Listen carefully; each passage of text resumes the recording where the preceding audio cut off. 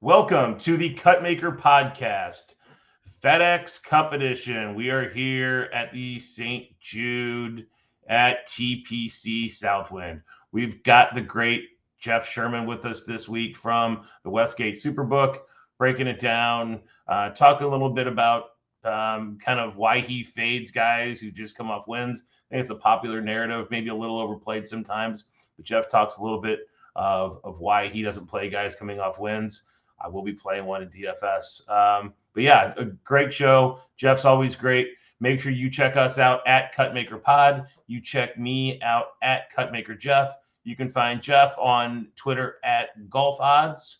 And make sure you join our Telegram channel that you can find on the link on our, I guess it's not called Twitter anymore, X, on our X handle there. So at Cutmaker Pod, at Cutmaker Jeff, and you can find Jeff at Golf Odds. Welcome our good friend Jeff Sherman this week as we talk about the St. Jude Classic.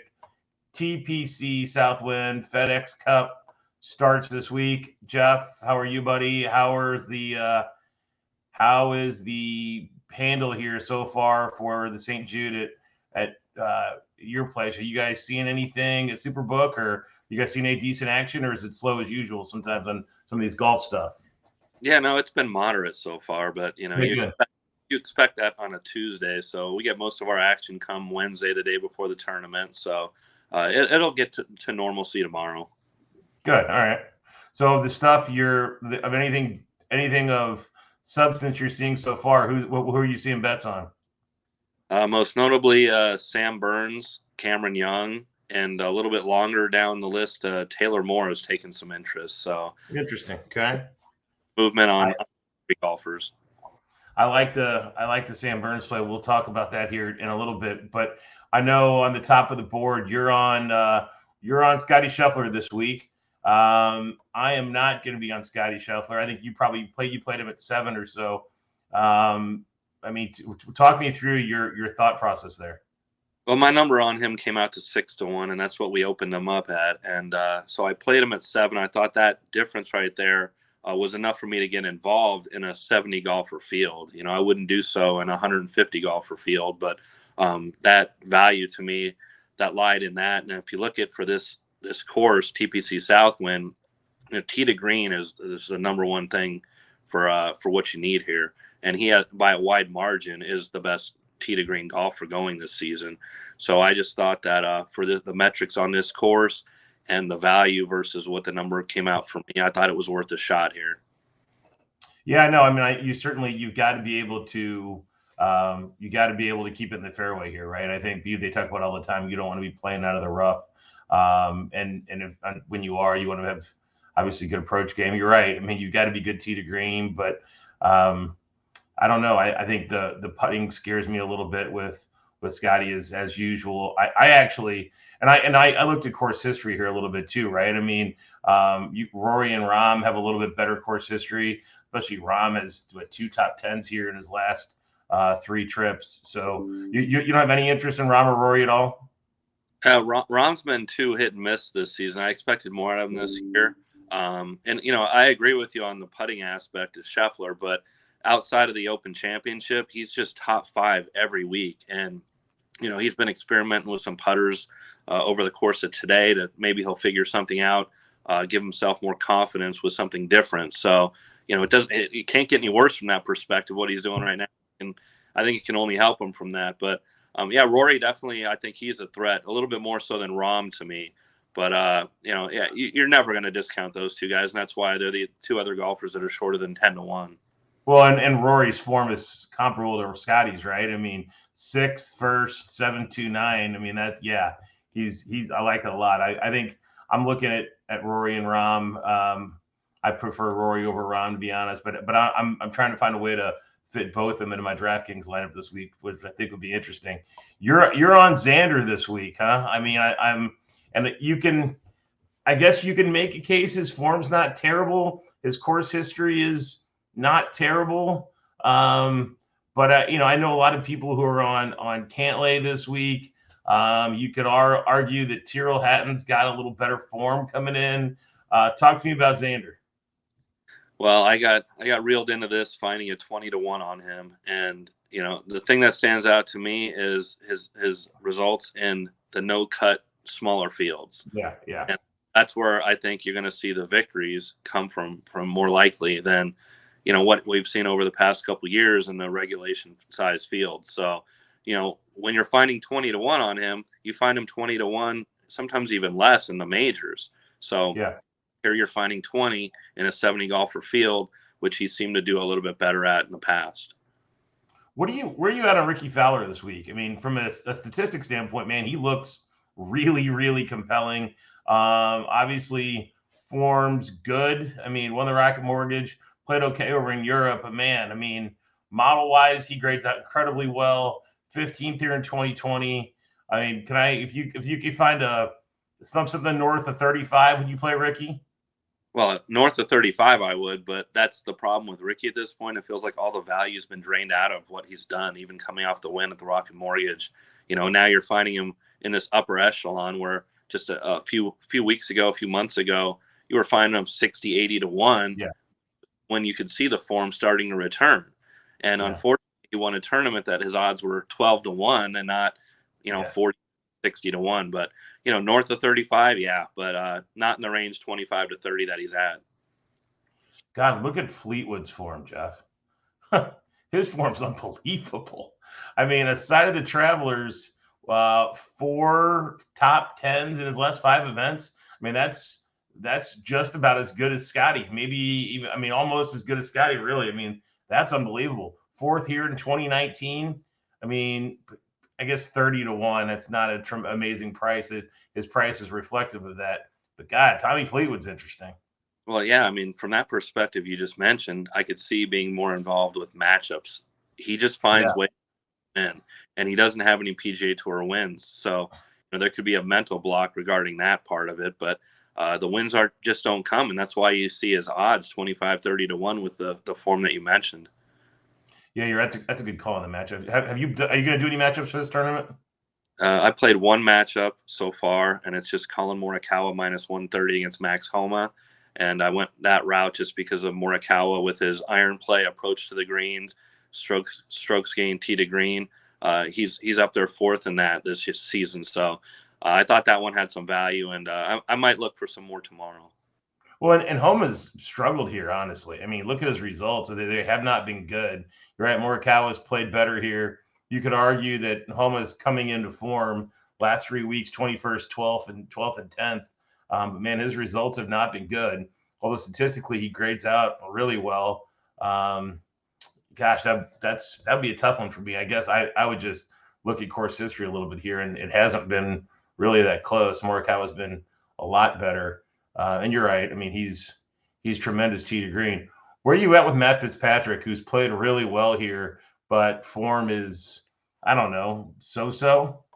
Yeah, he's played well here, but I mean, he even admitted before the Open Championship, he said top 20 is not in play for him, and he threatened it early on, but then fell back, and it's in his mindset right now that he doesn't think things are right.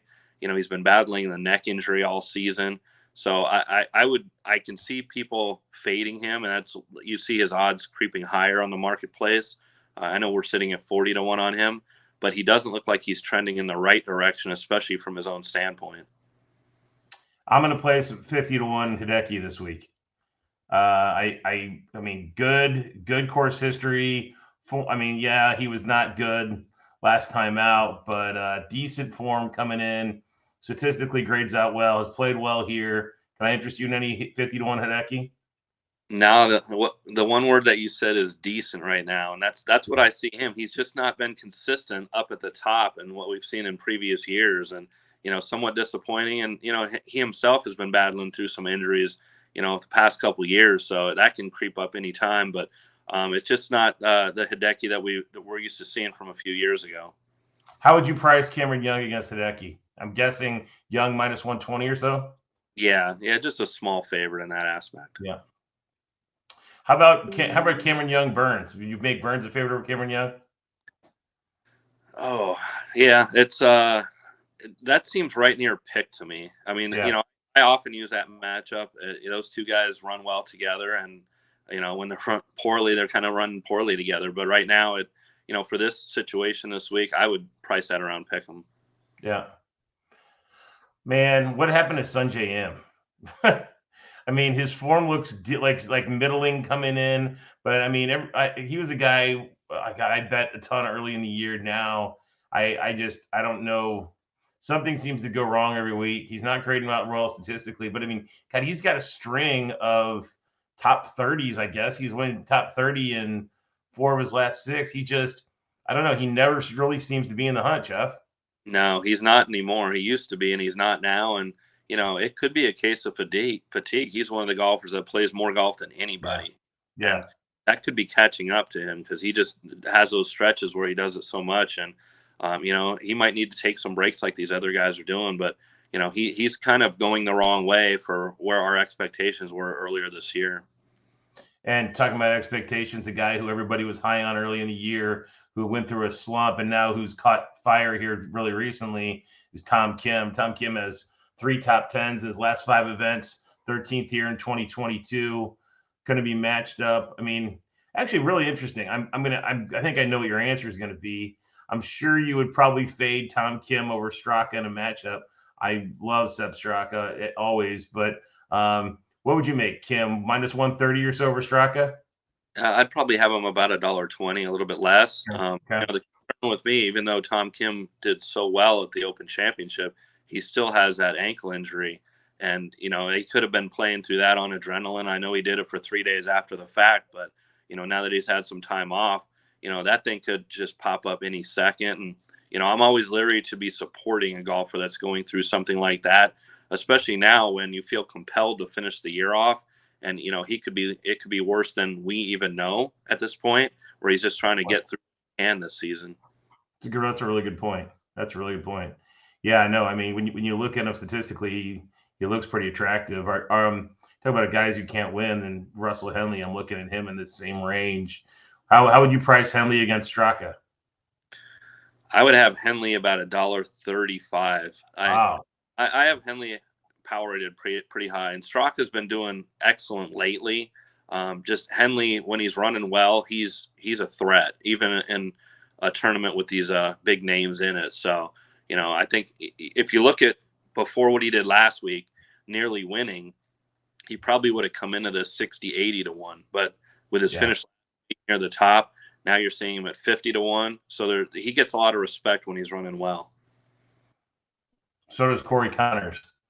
And I'm looking at him, and I think he's priced a little lower than I might price him. I'm seeing him in the 60 to 70 range.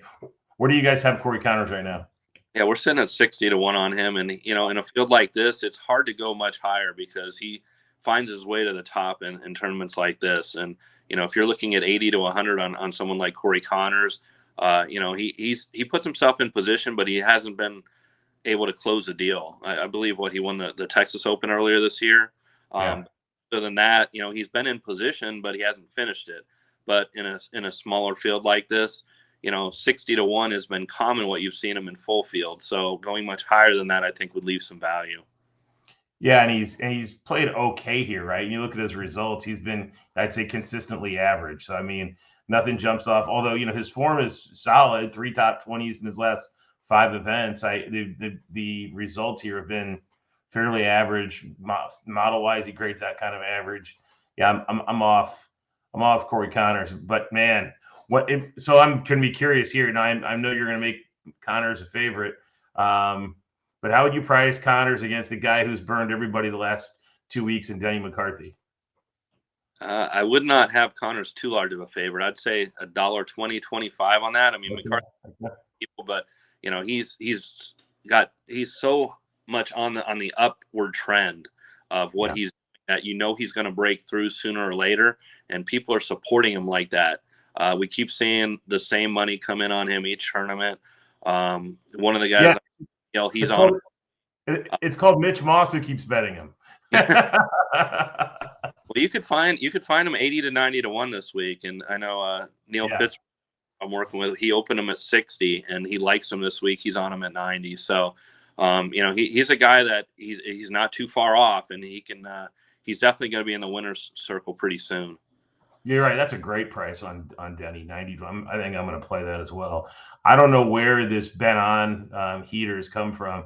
Obviously, great ball striker, always has been. Putting's been his issue, but man, he's been on a fascinating heater here. Are you? Would you price Ben on as a favorite over Denny McCarthy? That's a close one. I'd have that right near pick. Yeah, on is on a heater right now, and he's power rated as such. And it's still a tall order for me to see him come through and get the win. But Yeah. I mean, right there from a matchup perspective, and both those guys, I mean, it's a good matchup you just talked about there. Well, and I think you can lump Glover in there too, right? I mean, you talk about a freaking heater. Glover's finally figured out how to putt. What a win and 2 more top 6s in his last 4 events. Third here last time he played. Grades out amazing statistically. Like Glover is, I don't know for the. I mean, I see some 90s on Glover. Yeah, it's hard to go back to back, but man, you talk about ball striking when he's putting. I mean, he's him, Glover and JT Poston. JT Poston, the same thing. I mean, look at the freaking form on JT Poston. It's unreal. Absolutely unreal. Rolling on, has played decently here. I mean, you could build a DraftKings lineup at a Denny McCarthy, Ben on, Glover, and Poston, right? Like have those as your first 4 guys. Jesus, that's a hell of a start. Yeah, no, I'm with you on the Poston angle. I'm not on Glover. I definitely am not one that looks to back someone up coming off a win. It's just so difficult to win the 2 in a row, and now he's getting into a field much greater class than he had just won on. So if you're looking to support Lucas Glover, you're getting him at his low point at this point right now. So I wouldn't be looking to be involved with him. And if I did see a matchup Poston against Glover, I'd be on Poston in that one. Yeah, but it's probably close, right? I mean, what is minus 115, minus 120 for Poston over Glover, maybe? Well, that's what I mean. If I saw like 15 or 20, I'd be inclined to lay that one. I trust the spot here much more just because of, I like to fade golfers coming off a win that aren't the top Roms, McIlroys, guys like that. Yeah, I get it. And I think it's common, but I wouldn't be shocked at all to see a T10 out of Glover this week, though. I mean, his form is phenomenal. I think, and either one of those guys, I think both of them are great plays this week. And it's other guys in that range: Yeager, Cam Davis. Interesting, Justin Rose, who had a little bit of form, seems to have lost it. Has played okay here. Out of those guys in that range, I'm going to throw in Griot. The guys in that range: Jeff, Yeager, Davis, Justin Rose, and Griot. Who do you like the most? I'd be inclined with Yeager there. Really? I think Rose at his age and the season he's had and how much he's been in contention, I think, this could be taking its toll of a long season on him, and he's starting to fade out.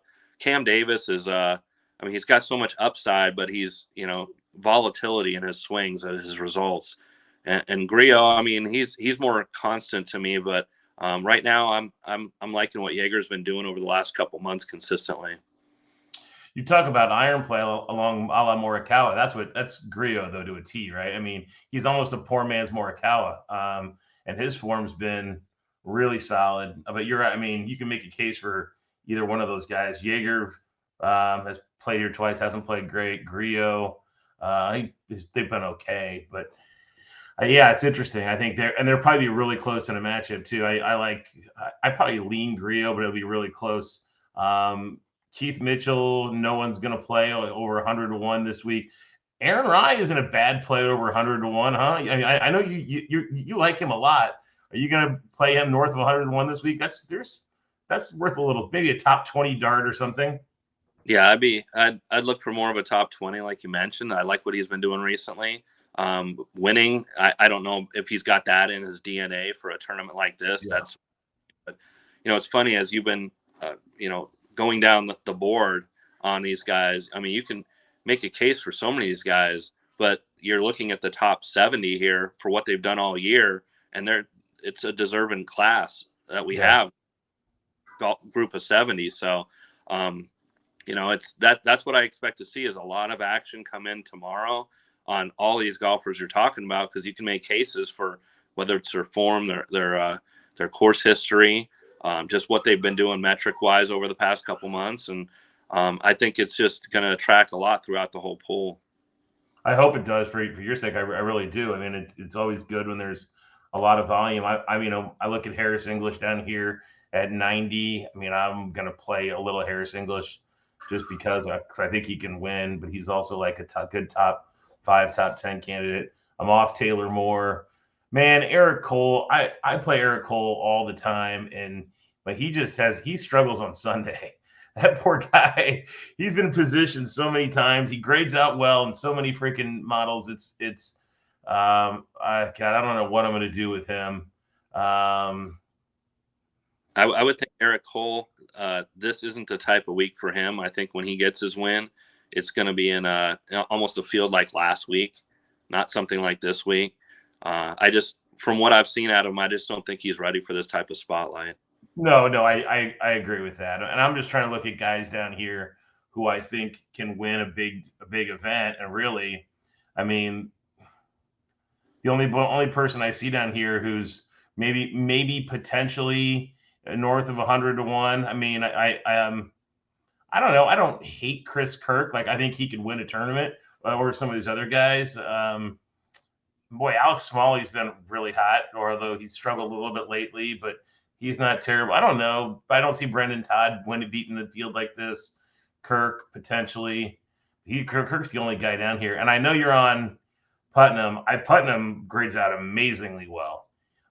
He looks like a really good play, north of 100 to 1, 125. Would you bet him at 125, 150? Yeah, 125. I know you can find a little bit higher out there. That's the best that I can come up with, but just a flyer on him, nothing much. I still don't expect him to win. I'm contemplating doing top 20 on him. He's just over 2 to 1 at that. So yeah. I think that's a better play with what he's done on this course. And, it's tough. And, trying to find somebody north of 100 to 1 that can actually come through in a field like this.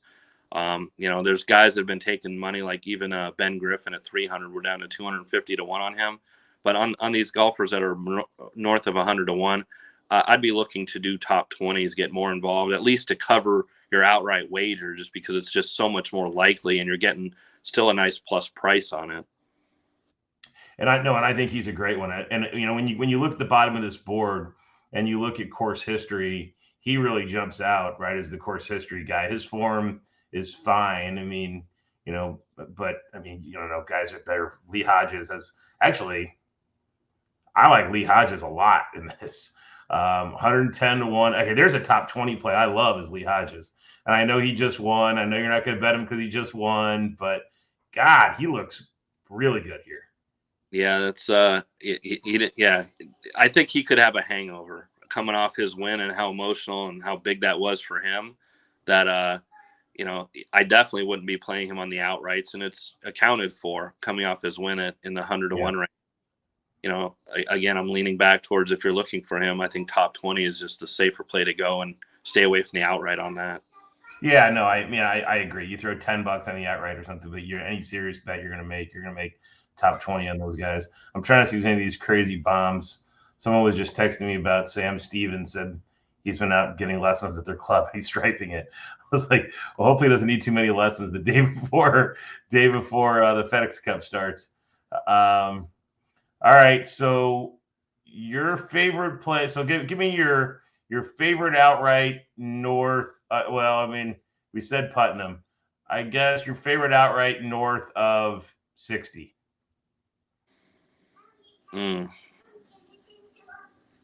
I'll include 60. Yeah, it's I really haven't delved in that range but I could see Jaeger in that range coming through. I just like the trajectory he's been on. Yeah, it's terrific. I think that he can be around Sunday and give it a run for you. So if I had to play someone in the 80 to 1 range, I'd start with him. Okay, you would take him over Denny McCarthy, huh? That's what you said, right? Yeah, it's. I mean, it's. You'd have myself on Jaeger and Neil at our place on McCarthy. So. Yeah, those are two. I think they're really close. I'm just trying to, man. I'm struggling with the Glover thing. I'm gonna be on him. I'm not gonna be on him big the outright, but man, his form is immaculate. And I mean, third here last time out. Man, he looks good. I mean, dude, he's always been a good ball striker. His putting, he's just finally figured out how to putt. It's like he's a problem when he can figure out how to putt. He's something else. Yeah, it's like I said, it's just the toughest thing is either supporting someone that won the week before or somebody that is the defending champion. Those, Yeah. I look to avoid unless I can't help myself and it's somebody that's shorter than 20-1 that has the pedigree to do that. Yeah, no, that makes sense. I hear you. I hear you. All right, now what are you going to have more action on this week? What's the larger handle at SuperBook? The St. Jude or tonight's or the next preseason football game? Let's see. We have a slew of them on Thursday, I believe, right? Yeah, yep.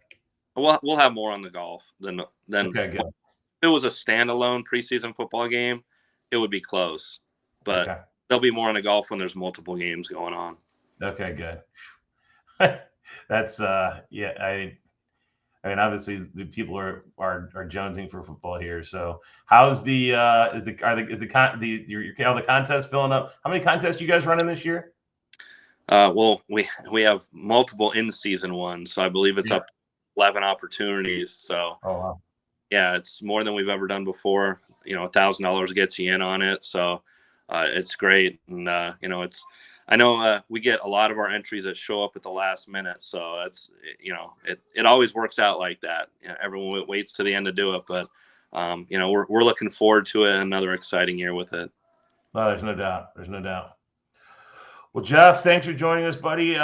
So your pick to win is Scotty Scheffler. That's your favorite to win. You got Scotty. You're on Scotty, Xander, and a little pizza money on Andrew Putnam's top 20 there. I'm gonna play some Rahm and Rory, one or the other. I'm probably gonna go Rory over Rahm. I'm not sure yet. And I'm actually gonna play a little Ricky Fowler. And I'm definitely going to play some Denny McCarthy. I mentioned that. I'll probably have a little bit on Glover. We'll see.